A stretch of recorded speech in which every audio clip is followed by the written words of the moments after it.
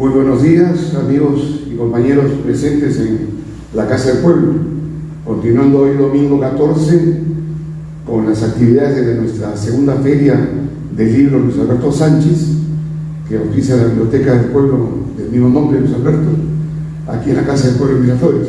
Tenemos la gentil presencia de nuestro amigo y compañero Alan Navas y de Carlitos Navas, que va a hacer los comentarios correspondientes al libro La razón de mi acto, la última gran gesta del político del juicio de la historia, escrito precisamente por nuestro autor Alan Navas.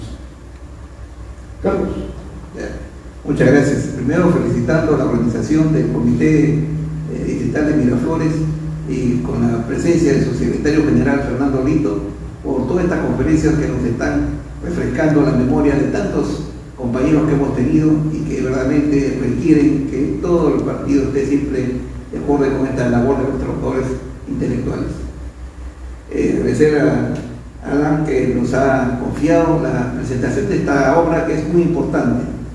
Una obra que lo vamos a enfocar desde dos aspectos: uno académico, científico y jurídico, que es la tesis que viene, ¿no? Su tesis ha sido elaborada precisamente para mostrar ante la comunidad científica y académica el trabajo realizado. Como toda tesis tiene toda una estructura que hemos examinado y cumple con todos los requisitos, ¿no?, para que haya sido aprobada con forma excelente, me parece, porque ha tenido un trabajo muy sesudo y esmerado sobre cómo llega a unas conclusiones que son muy importantes, no solamente porque han sido corroboradas y ratificadas recientemente. Este trabajo viene de hace 2 años y en esa época no se sabía todavía que ya había colaboradores eficaces, como es el caso, que han declarado la forma en que se le hizo el cerco y se obligó a que Alan García pues se someta a este suicidio que nunca lo quiso. Obviamente pues nadie quiere quitarse la vida, pero ante estas situaciones su dignidad, su honor y todos los derechos que tenía, que fueron mediados, se habían... Pero entonces eso lo vamos a ver después cuando estemos analizando todos estos principios y derechos que han sido mermados. Una tesis tiene un problema, tiene objetivos, tiene hipótesis, tiene trabajos que se tienen que hacer. El trabajo de Alan ha sido hacer un examen, un análisis documental de las resoluciones de la Fiscalía, el Tribunal Constitucional. He visto muy buenas resoluciones, igual que de autores que han declarado todo lo que es la criminología mediática en diferentes aspectos, y principalmente los derechos fundamentales. El otro trabajo que ha sido para corroborar a su tesis ha sido la guía de entrevistas que ha tenido. Destacados personajes han opinado sobre este caso y le dan la razón en cierta parte, porque por eso concluye que cómo influenció la criminología mediática en esta decisión que tuvo el presidente. La justificación se dio porque cualquiera que somos militantes de un partido que tiene un líder de esta naturaleza, nos preocupó mucho su muerte y principalmente la carta que nos dejó, ¿no? Por eso el libro se llama El acto de la razón de mi acto, ¿no? La razón, porque aquí hay que explicar cuáles son los motivos, las circunstancias y cómo lo obligaron con este cerco mediático de la prensa, que estuvo orquestado, porque esto no fue casualidad, esto se vino preparando anticipadamente. Hubo una serie de actuaciones que tal vez ahí habíamos que agregar algo, por ejemplo, cuando se le negó el asilo. Él ya tenía mucha experiencia en todos los calumnias judiciales que se le habían señalado anteriormente. Anteriormente, en la época de Fujimori, ustedes saben, tuvo procesos que tuvieron que prescribir por la forma como lo habían imputado a una serie de delitos: enriquecimiento ilícito, actos de corrupción, todo el Código Penal le habían puesto casi. Y la investigación que se hizo en el Congreso después concluyó de que no había ninguna evidencia, ninguna prueba de todo este delito. Y lo hizo sus peores enemigos, ¿sabían? Uno que le presidía la comisión, Tejada, que al final, ante el Congreso tuvo que ser honesto, al final fue honesto y dijo: no, pues no ha habido nada. y se le archivó el caso. Hubo un caso que le estaba comentando hace unos momentos a Alan, que fue el caso del Frontón, que también lo han querido involucrar, hasta recientemente lo han querido reunir. Y eso, para bien o para mal, a mí me afectó bastante. Para bien, porque archivé el caso del Frontón. Tengo cierta autoridad en el Ministerio Público, he sido 20 años fiscal titular y tengo los conocimientos para saber de cómo se debe manejar una investigación, ¿no? He tenido la oportunidad en ese momento de conocer a profundidad el caso del Frontón. Y eso me costó también la no ratificación, porque los enemigos de Alan eran terribles, ¿no? En esa época estaba Pope Olivera, la fiscal de la Nación era Nelly Calderón, que era contrario, pues sí. Y la suerte me dio para mí, porque yo preferí eso a sacrificarme también, porque no me iba a suicidar, ¿no? Pero ya había razones para poder explicar uno cómo tuvo que dejar una institución que mucho había querido y que lamentablemente está en una crisis total, cómo la política ha intervenido. Yo le digo con conocimiento de causa y la autoridad que tengo, que todos los fiscales de la nación que han sido descalificados, ¿no?, por la opinión pública y destituidos por estos consejos de la magistratura y por la Junta Nacional de Justicia, no se merecían. De corrupción no tenían, han tenido algunos delices, pero no eran para que destruyan una institución. Estamos hablando de 7 fiscales, que los conozco a todos, con toda, porque laboraban conmigo, eran fiscales superiores en esa época. Chávez, Carlos Ramos, Zoraida, bueno, todos los que han estado hasta la última doctora que iba a presentar mi libro justo cuando la instituyen, ¿no? Pues está en el libro que ayer dice que está ahí la que hizo la presentación, tanto escrita como en forma presencial, y no se pudo. Bueno, el Ministerio Público ha sufrido todas estas situaciones. Y el caso Frontón fue muy sonado, ustedes conocen que se sancionó a los autores directos de la comisión, e incluso a los instigadores, pero no había en esa época todavía la autoridad inmediata que ahora existe, ¿no? Eso ya lo aplicaron para el caso de Fujimori. Hay que recordar que estos hechos sucedieron en el año 86, 1986, todavía el Código Penal no tenía los delitos de lesa humanidad, no había genocidio, tortura, desaparición forzada, eso todavía se incorporó en el Código 93. Bueno, había muchas razones para que este caso se archivara y no se diera gusto a esta gente que lo venía persiguiendo. O sea, Alan ya tenía esa experiencia de toda la persecución que se le hacía, y la violación de sus derechos fue total. En el libro se explica muy bien cuáles son estos derechos que fueron vulnerados. Primero, la presunción de inocencia. Una persona solamente se le debe considerar culpable cuando ya existe una sentencia firme que demuestre su culpabilidad. Mientras tanto, debe ser tratado como debe ser, como una persona, y eso es lo que no sucede con la Fiscalía ni la Policía. Últimamente, y en muchos casos, especialmente cuando tienen enemigos o gente adversa a sus intereses, está lo que han hecho con algunos políticos, ¿no? Le ponen su chaleco de detenido, le allanan la casa, le levantan los secretos bancarios, y lo peor es en los chuponeos ilegales. Alan, antes de que tome esta decisión, había sido interceptado telefónicamente. La policía ya sabía todo lo que él había. Incluso creo que tengo alguna sospecha de que ya sabían de que sí, porque él hizo la carta antes de su determinación, y ya sabían de esta situación de que él era capaz de suicidarse si que era detenido.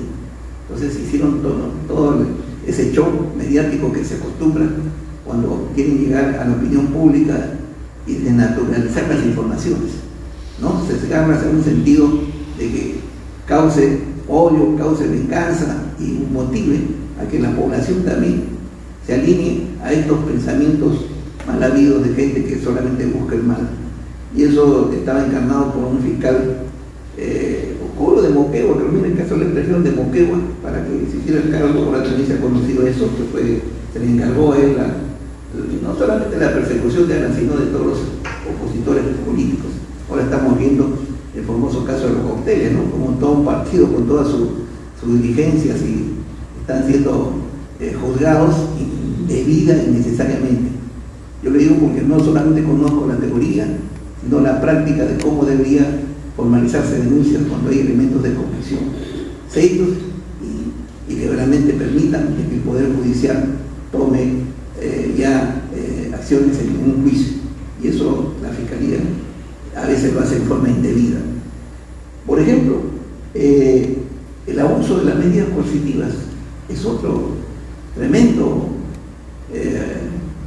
poder que tiene el Ministerio Público, de hacer allanamientos, detenciones, en forma preliminar. Estamos hablando que todavía no se formaliza la denuncia, como fue en el caso de Aaron García. Todavía no había ninguna evidencia. Siempre me enseñaron, y eso lo enseñamos siempre a nuestros alumnos, de que para detener a una persona primero hay que investigarlo, no detenerlo primero y después investigarlo, como está sucediendo en muchos casos, incluso con la extorsión que se hace a colaboradores eficaces, supuestamente eficaces entre comillas, que obviamente cuando está en una situación tan difícil de que va a perder su patrimonio, va a ser detenido, sus hijos, su familia, bueno, un hombre es capaz de todo, ¿no? Capaz de traicionar a su mejor amigo, porque ya salvar el pellejo, como ha sucedido con dos compañeros que tuvimos y realmente nos dolió mucho, de que ya con esa deslealtad, pero también hay que entenderlos. Era una extorsión, o te vas a la cárcel, tus hijos, tu patrimonio, que es, bueno, ellos también no tienen, tienen también sus culpas, ¿no? Eso no hay que negarlo, y eso se trataron de lavar, inculpando a la, pero eso no fue el caso de que se conoció para su suicidio, fue más sencillo, fue los aportes que le daban, que supuestamente otro les había hecho a la campaña del partido. Esa era la investigación que tenía. Y bueno, vimos las consecuencias de esta criminología mediática, que me va a permitir leer unos párrafos que tengo en el libro para que poder conocer a cabalidad qué cosa es la criminología mediática, que es lo que nuestro compañero y amigo ha desarrollado en su tesis.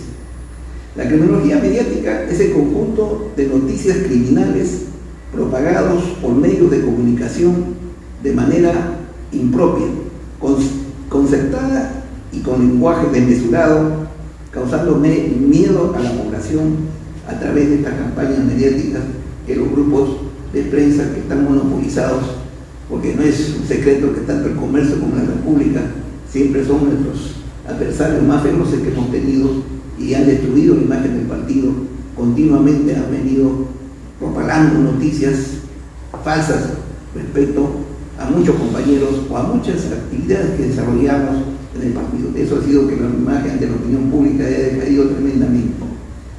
Está constituido a través de discursos represivos, vengativos, estereotipos criminales y repetición sistemática de noticias, haciendo uso de un lenguaje exagerado y vil, basado en estigmatizaciones, sentimientos de venganza y odio para un severo castigo anticipado, como se intentó ejecutar con la arbitraria decisión que impusieron a Aaron García.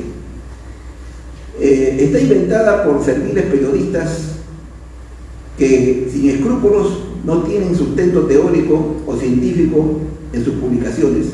Constantemente apelan a la creación de otra realidad a través de la información, subinformación y desinformación en convergencia con los prejuicios y creencias, con el consiguiente beneficio político estimulado por prebendas o beneficios diversos. Esto lo dice un maestro, Zaparón, ¿no? Son pensamientos jurídicos que están ya de hace años, no es reciente, porque siempre ha sucedido. Siempre los poderosos, los dictadores, se han valido de la prensa para hacer sus viles fechorías de sancionar anticipadamente. Y a veces la prensa se convierte en una corte suprema, porque ya decidió que la persona es culpable. Si caiga después elementos de juicio suficiente, siempre se crean y se inventan estas situaciones. Entonces, todos estos actos maquiavélicos que se concertan, no es que Conceler conmigo estaba dirigida, hace poco esta ONG, que fue la propiciora, estuvo celebrando la muerte de Aaron. Esa es una declaración que hizo este colaborador eficaz, que tiene que decir la verdad, ¿no? Y ahí señaló cuáles fueron algunas circunstancias de este suicidio, que fue muy penoso para toda la nación, hay que decirlo, porque ahí, en el aspecto sociológico y que se enfoca, vimos que las consecuencias de este acto fueron muy fatales para todo nuestro partido y para todo el país. Bueno, no quiero salirme del tema porque esto me está trayendo, vamos a trabajarlo porque estoy trabajando también la investigación en los periodistas, ¿no? Las éticas que deben tener. Ese código que nunca lo cumplen muchos, porque hay también periodismo de investigación que es conveniente, que es necesario, pero cuando está subvencionado, cuando existen de por medio presupuestos para que la publicidad estatal tenga pues tenga mucho dinero de por medio, entonces es fácil que los medios de prensa, especialmente a sus jefes, decidan cómo atacar y cómo destruir a toda una persona o un grupo de personas. Otra de las cuestiones que se analiza es la motivación y la razonabilidad. Toda decisión fiscal como judicial tiene que tener fundamentos, tiene que haber motivos, razones por las cuales se toma esta decisión, no se puede ser arbitrario. Un fiscal tiene que ser objetivo. Ante situaciones que no tienen tanta trascendencia, no puede tomar medidas fuertes. Por eso estaba hablando de las medidas cautelares que se aplican innecesariamente, el allanamiento, el impedimento de salida, todo esto tiene sus razones. Nuestro Código Procesal Penal es garantista y tiene el amparo constitucional de los atributos de los derechos de la persona, de que por medio está la dignidad, el honor, la reputación, el prestigio que una persona se lo ha logrado a pulso, porque con las obras que uno hace, con las publicaciones, con las conferencias, con las representaciones que tiene, pues eso es conocido a nivel internacional, como fue a la mundial, todos consideraban de un líder que tenía pues condiciones que ahora me permite decirlo que es el mejor líder que este siglo hemos tenido, como fue ahí en la Torre en el siglo pasado. Entonces, ante este tipo de personas siempre hay el celo, la envidia, el orar. Entonces, la fundamentación no existía razones, no había la aplicación del debido proceso. El debido proceso significa que uno debe cumplir con las reglas que nuestro código señala.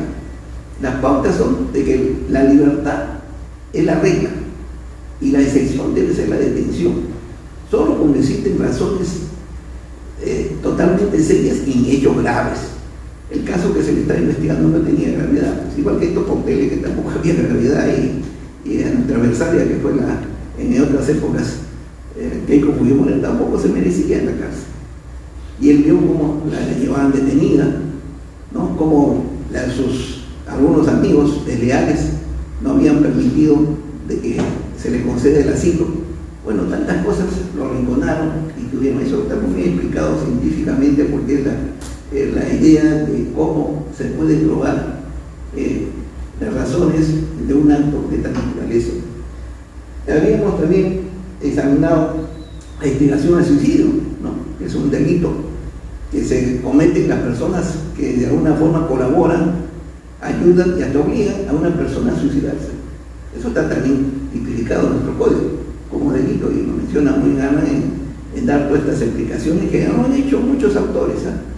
La bibliografía que se tiene en esta tesis es grande, el marco teórico que se ha utilizado es muy apropiado y permite pues nosotros ir descubriendo cómo se llegó a esta decisión. También habíamos hablado de que eso lo estamos agregando en la presentación, de que hay personajes ilustres en la historia que se suicidaron por diversas razones, pero muchas razones por su honor. A eso me refería antes, me olvidé de decir, el honor antiguamente era el bien más preciado que tenían los hombres. El honor para ellos era más que la vida. Por eso creo que se tuvo que sacar del código anterior. Antes había un delito, ¿se acuerdan del delito del duelo? Cuando alguien mancillaba tu honor, tú le rentabas al duelo. Y mucha gente murió indebidamente porque era un enfrentamiento de honor, que se enfrentaba y uno moría, lamentablemente, ya sea a espada o con armas, ¿no?, de fuego.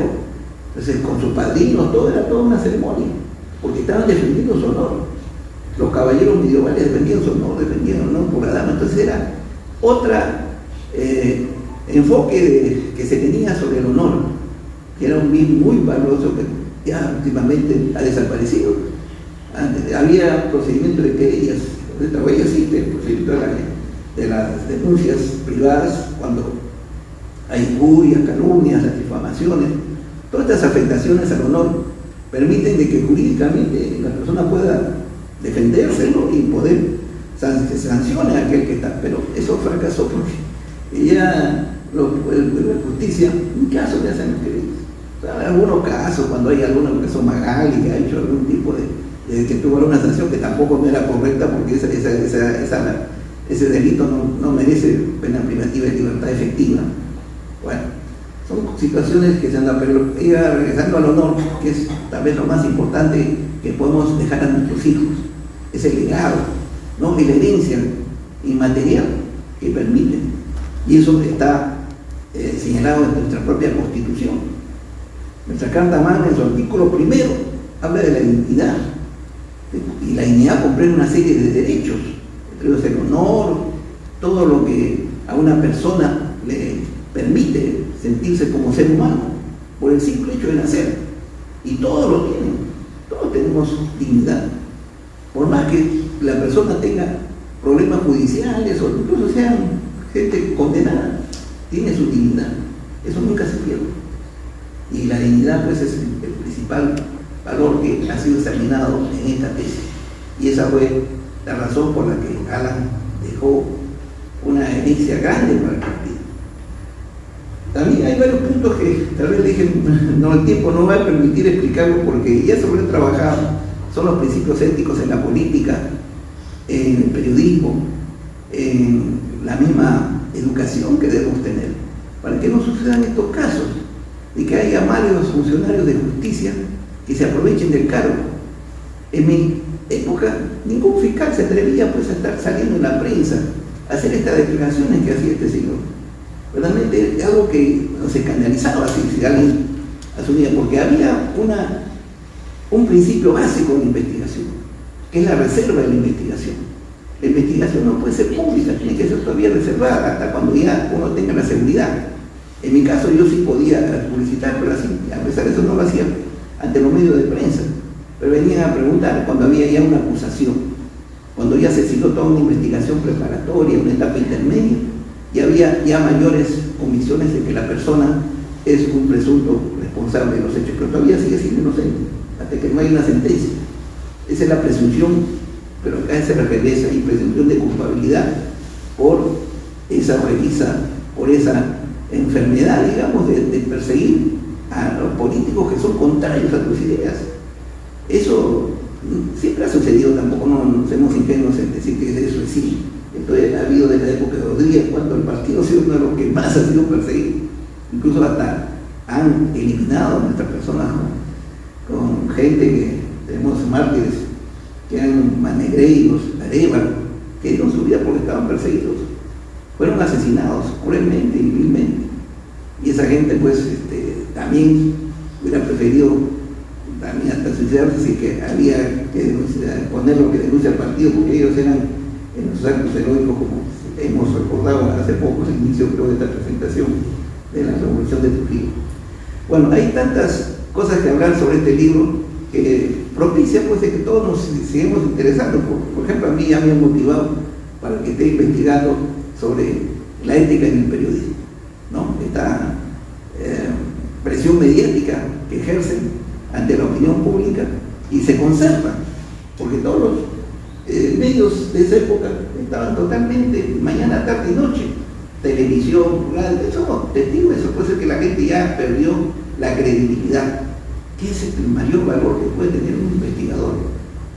En la Fiscalía, por ejemplo, si pierde la credibilidad, como está sucediendo igual que el Congreso, que el Poder Judicial, que la gente ya no cree en sus afirmaciones, ya no cree en sus dichos, en sus resultados de sus investigaciones, entonces ya la justicia no tiene sentido, porque ya tampoco se va a creer en la justicia, que es el resultado final que se debe conseguir para que realmente en este país tengamos una paz, una tranquilidad y una forma de vida más amigable entre todos. Pero eso, al contrario, propicia hay que ponerle más leña al fuego, utilizando estos medios como una herramienta de maldad. El derecho penal a veces se convierte en odio, en un instrumento de venganza, ¿no?, de hacer daño a otra persona que no se merece, por las calumnias que se hacen y fiscales que se prestan a estos actos. Estas situaciones ojalá se corrijan con el tiempo, porque como digo, no hay mal que por 100 que dure 100 años y cuerpo que lo resista, ¿no? Estamos ante tantos casos de situaciones ahora en la Junta Nacional de Justicia que estamos viendo cómo se está comportando este rito, ¿no? Porque se dan los objetivos políticos. Cuando se judicializa la política o se politiza la justicia, son situaciones que muy bien también has examinado, ¿no? Esta forma de cómo se emplea al Poder Judicial, al Ministerio Público principalmente, porque ahí está el poder inicial y que logra que impacte ante la opinión pública y la prensa y todo lo demás se entienda, porque investigaciones que deben ser reservadas, que no debían ser de conocimiento público, porque ese está el éxito de la investigación, se venden o se entregan justamente para hacer daño, y estas personas que están involucradas, investigadas, se les ya consideran culpables desde el inicio, y eso es totalmente contrario a la norma. Voy a permitir concluir con tu venia lo que motivó tu trabajo, lo que motivó que tú contribuyeras a nuestro partido este tema tan importante que fue la criminología mediática. Voy a terminar y concluir agradeciendo a los expositores leyendo la carta de Alan en los dos últimos párrafos, porque eso creo que igual que a mí me motiva y nos ilusiona y estemos siempre orgullosos de nuestro gran partido, como él menciona. ¿Qué dijo Alan en su carta? Que lo había preparado, ¿no? Se lo entregó a su secretario Ricardo Pinedo antes, porque ya sabía que se le venía esta situación. Alan nunca ha sido un improvisado, ya sabía que estas cosas de repente se daban, y preparó esta carta, y el día fatal de su muerte, el 17 de abril, bueno, eso se lo entregó en el fallecimiento. Yo fui testigo cuando se le estaba haciendo el entierro, cómo le entregaron a sus hijos esta carta, que fue la que dejó. ¿Qué dijo en esta carta?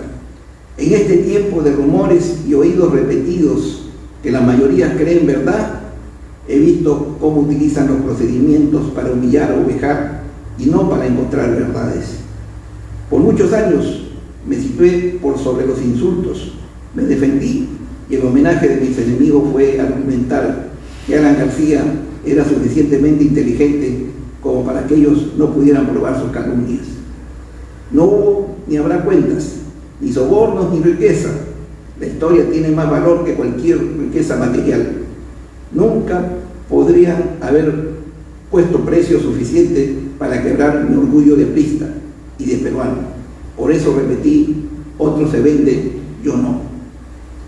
Cumplido mi deber en la política y en las obras hechas en favor del pueblo, alcanzar las metas que otros países o gobiernos no han logrado, no tengo por qué aceptar vejámenes. He visto a otros desfilar esposados, guardando sus miserables existencias, pero Alan García no tiene por qué sufrir esas injusticias y circos.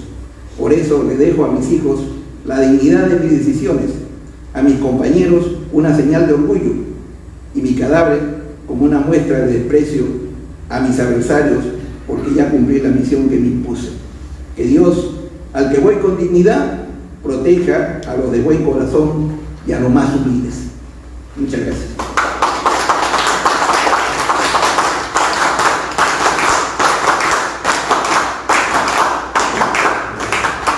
Muchas gracias, Carlos, por la presentación de la obra de la tesis de Alan. Quisiéramos escucharle también a ti. Gracias, doctor. Gracias, compañero Fernando Lino.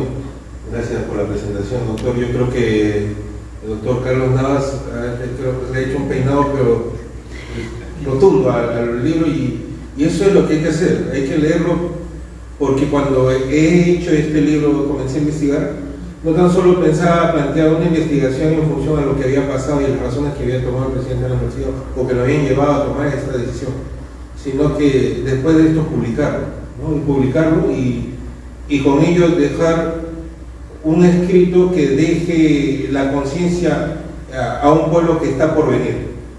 ¿Y por qué digo esto? Porque, como bien lo ha expresado el doctor Navas al momento de haber hecho la lectura y la presentación del libro, se ha contaminado a una población con argumentos falaces, con mentiras. se ha creado, como decía Friedrich Nietzsche, ¿no? Se ha creado la mentira mejor lograda. Y eso es para Friedrich Nietzsche y para esta gente que ahora llamamos caviares, esa es la verdad para ellos, ¿no? La verdad es crear una mentira mejor lograda. La dicen tantas veces, la repiten tantas veces que va calando en el consciente y en el subconsciente de la población. Esto ha llevado a varios factores que se analizan en este libro. Este libro no tan solo parte por un concepto jurídico o analiza conceptos jurídicos, sino psicológicos, sociológicos y otros aspectos más, antropológicos, ¿no? El por qué hemos decaído así, por qué la sociedad ha decaído así. Es un libro que deja las puertas abiertas a investigar mucho más. Entre uno de los factores es la criminología mediática, que realmente el libro no trata de expresar la criminología o no busca la criminología mediática como tal, sino el delito que cometió la Fiscalía y los grupos de poderes, llámese IDL, conjuntamente con todos los demás medios de comunicación, para manejar una información y con ello llevar a la instigación al presidente Alan García. Una instigación que a la final lo determinó, algo que no dice el Código Penal, en el artículo 113 es que la palabra determinó. A Alan García lo determinaron a que tome una decisión, o la prisión, ¿no?, al arresto de su libertad, o el que tome el camino de fuga, que era la única puerta que le quedaba, que era el suicidio. Fue determinado. Eliges tú entre la libertad a la vida, ¿no?, o la mancha de tu dignidad. Y él era político, pues, ¿no? Pues ya todos sabemos, y lo saben los adversarios, es un animal político por excelencia. Él tenía que pensar como político, y es más, en el libro habla sobre la política o sobre el suicidio de esas personas que son animales políticos por excelencia. No se trata de un factor psicológico ni sociológico, sino que en sí el suicidio es política en sí mismo. Ellos hacen política, aún así, como bien lo ha mencionado el doctor Séneca, ¿no? Ha mencionado una serie de personajes que tomaron esta decisión porque estaban haciendo el acto político, como él mismo dice, pasar a la historia, ¿no? Dejarse a juicio de la historia. La única forma, y era entendible desde antes de que él tome la decisión, que la única forma de que él quede en el juicio de la historia era de que él pueda tener de que no se vea maniatada o sometida a su imagen ante el vejamen, que es llevarlo con chaleco antibala, como ha pasado con el caso de Keiko, ¿no? Keiko podrá salir libre de este juicio, ¿no? Como que va a salir libre, pero toda la gente del consciente y del subconsciente piensa de que ella estuvo presa, porque ya la ven con una fotografía que estuvo con chaleco y con sus marrocas, ¿no? Entonces, eso es manchar la dignidad.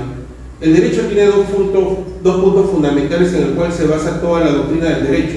Sin esto no tendríamos por qué, o no tendría por qué existir el derecho. La vida y la dignidad son los puntos fundamentales para el derecho fundamental, o sea, para el derecho fundamentalista, que son los derechos humanos, como para el derecho constitucionalista, que da el paso a todos los demás estructuras del Estado y las estructuras sociales. Pero una persona sin dignidad no puede ser, pues, o sea, una persona que no tiene dignidad no tiene vida en sí, ¿no? Mucha gente, vemos el caso de la eutanasia, ¿no? Mucha gente que está cuadraplégica, descerebrado, que tiene una enfermedad mental, busca una calidad de vida, y cuando no lo encuentra, entonces busca el hecho de que sin dignidad, ¿no?, la forma indigna de cómo está postrado en una cama, busca el hecho de que mejor le apliquen la eutanasia, ¿no? En este caso es un político, que su vida es social, constantemente, en campañas, que ha sido 2 veces presidente de una república, que ha sido heredero de un legado como el partido aprista, un partido internacionalista, no es un partido nacional, o sea, tiene una doctrina a nivel indoamericano y con efecto en todo el mundo. Entonces este hombre no podía, pues, tomar la decisión de irse preso así por sí, no era una decisión que ya cabía en él, sino que tenía que expresar lo que expresa en su carta, que es la señal de orgullo para su partido y la dignidad de sus hijos. Y este esquema de cómo salir de este panorama que le había creado la Fiscalía, que le había creado los medios de comunicación, y ya en estado de indefensión, ya no judicial simplemente, sino en estado de indefensión social, porque ya la sociedad había hecho parte de sí la denuncia del fiscal, hace de que Alan García tenga que llevarlo a otro nivel, cambiar el escenario que se le había presentado y ponerse en un escenario nuevo. Y este escenario nuevo lo da la puerta abierta, que es el suicidio, para dejar justamente lo que estamos haciendo ahora, presentar este libro que va a quedar como legado para una nueva investigación, para nuevas investigaciones.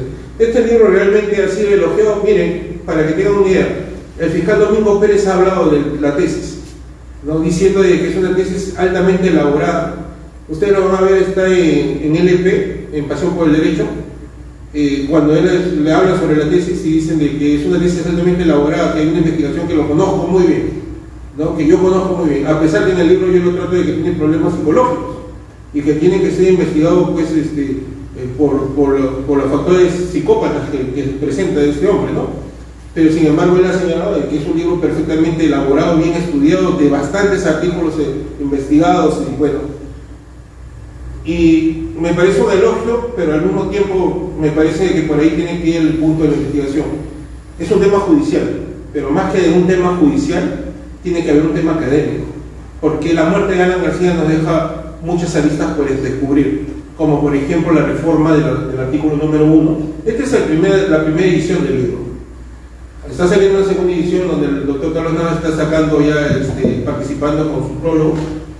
El doctor Antero Flores Amos también va a participar con su prólogo. Este libro fue un libro improvisado que tuve que sacarlo con el apoyo de la familia, de un momento a otro, al cumplirse los 5 años del fallecimiento del presidente de la García, para contrarrestar algo que estaba saliendo en los medios de comunicación, que era la película Vivo Muerto, ¿no?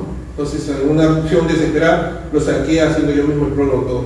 Pero como les digo, esto de aquí tiene que dejar una puerta abierta, que es, y que va a venir en el segundo libro. La tesis se comprende, aparte de la investigación, cuando se presentó en la universidad, contiene 2 proyectos de ley. Uno es la reforma del artículo 1 de la Constitución Política, y la segunda es la reforma del artículo 113 del Código Penal, instigación al suicidio.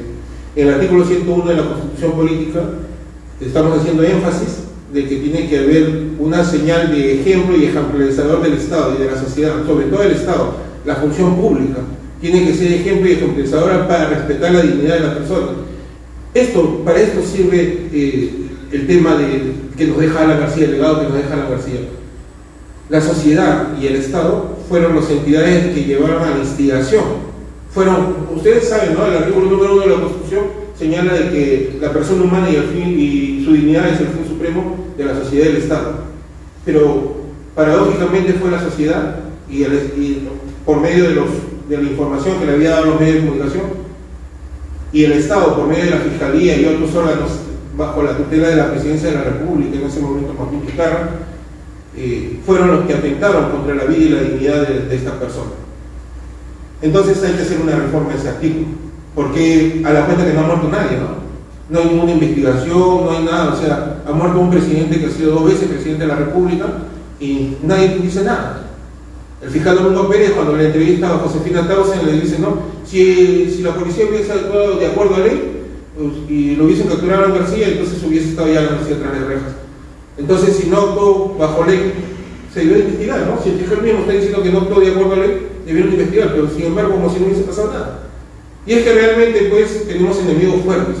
La presencia de la criminología mediática es, como dice Raúl Zaffaroni, como bien lo ha mencionado el doctor, es la participación de los medios de comunicación cuando crean a una persona, la etiqueta como delincuente y no le dejan tiempo para que se pueda defender socialmente. Pero acá pasa algo, o sea, acá ya se elevó la escala de la criminología mediática a un proceso que se llama lawfare, ¿no? Que es la judicialización de la política, perseguir a los políticos por medio del sistema judicial.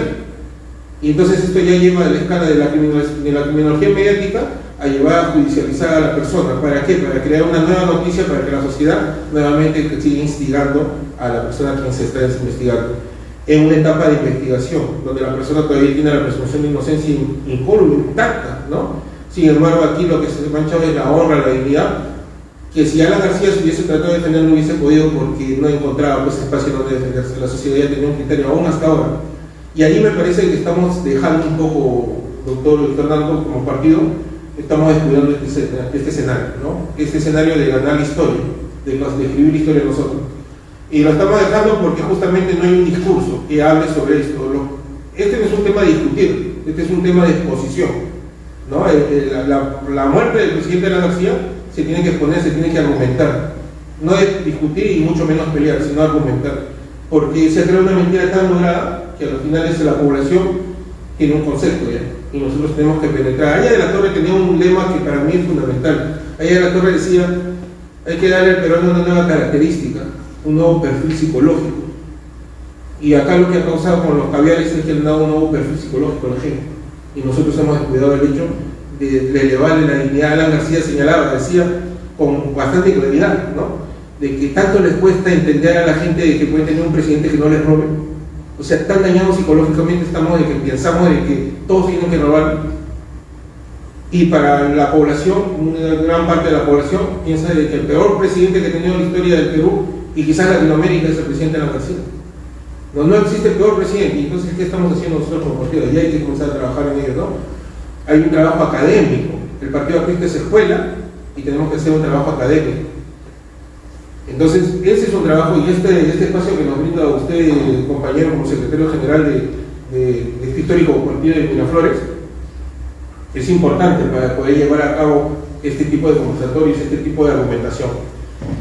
Por otro lado, el libro tiene pues muchas puertas abiertas, y uno de los puntos que quiero tocar jurídicamente, y para no extenderlo mucho, porque sé que también hay otros exponentes, otros libros, este libro, dentro de tantos conceptos sociológicos, psicológicos, de derecho, ¿no?, jurídicos, tenemos que verlo desde varias aristas, pero siempre partiendo en un solo nudo.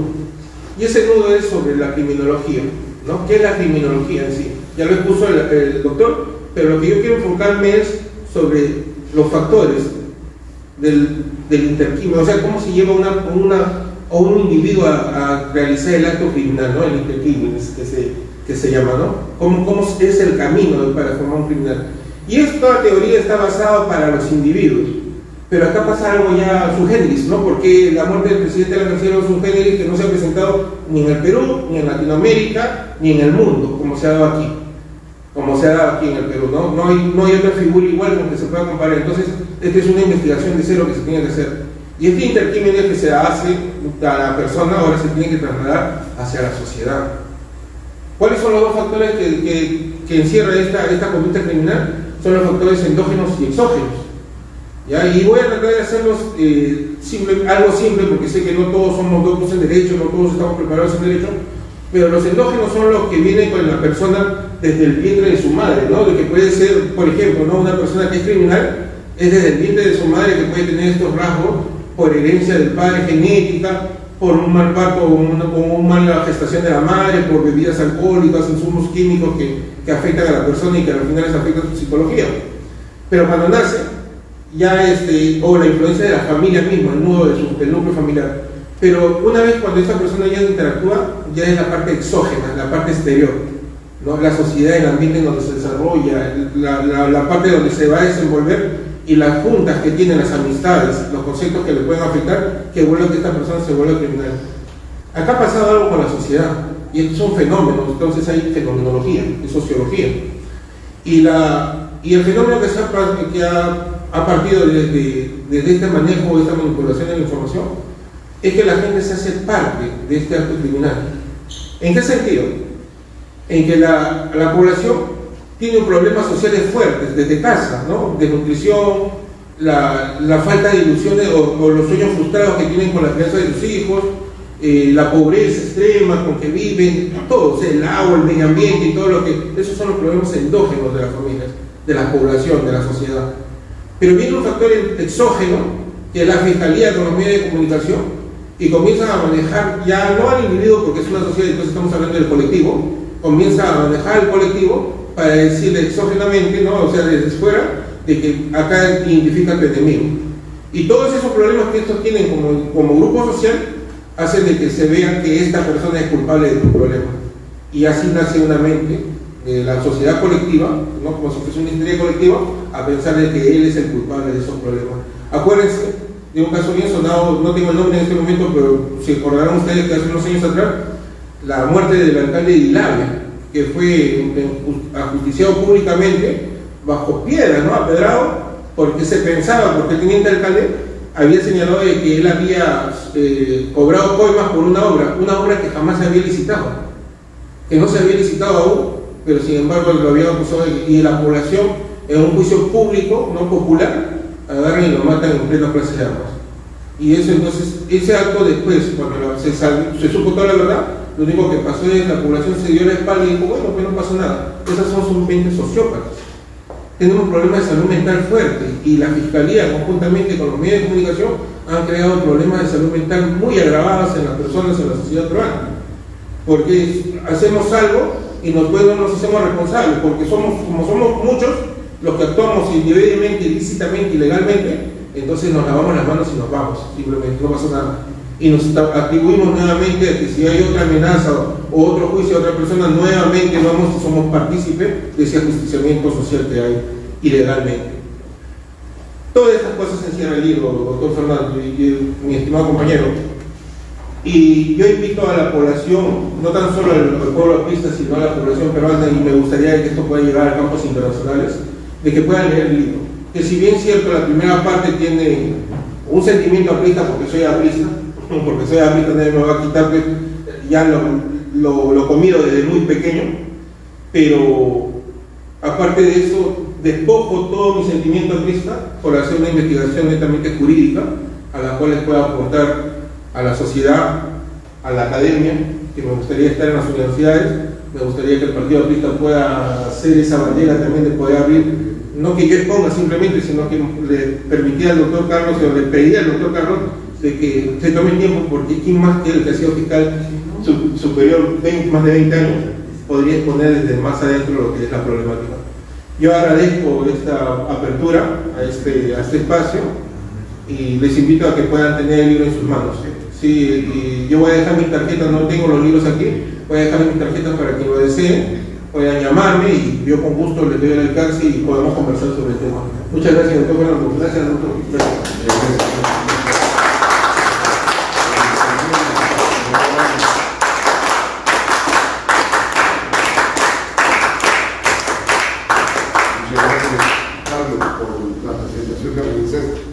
Y los comprometo a contribuir con tus comentarios, como ahora lo has referido en este espacio, para la revista Nueva Calidad, que es de edición digital, lo que circula tanto con el aplicativo ISO y en Facebook y en YouTube, para enriquecer este tema. Con los comentarios y por supuesto con los tuyos también en la presentación correspondiente. Y estamos a la espera de una próxima edición con el prólogo del doctor Carlos. Muchas gracias. Agradecerte y recordar pues que nuestros compañeros incluso en la clandestinidad hacían periódicos, revistas, publicaciones, justamente sosteniendo sus ideas, enfrentándose a este poder que era mucho más fuerte que el de ahora, porque eran dictaduras muy serias y que incluso, como habíamos mencionado, ahí se pagaba con la vida esa militancia, ese cariño por un partido y por su familia, porque esa es la dignidad de las pistas, ¿no? De defender sus ideas, de mantenerse siempre de acorde con esas enseñanzas que nos dieron nuestros ilustres predecesores. Gracias, Fernando. Muchas gracias, Carlos. Muchas gracias, Ana.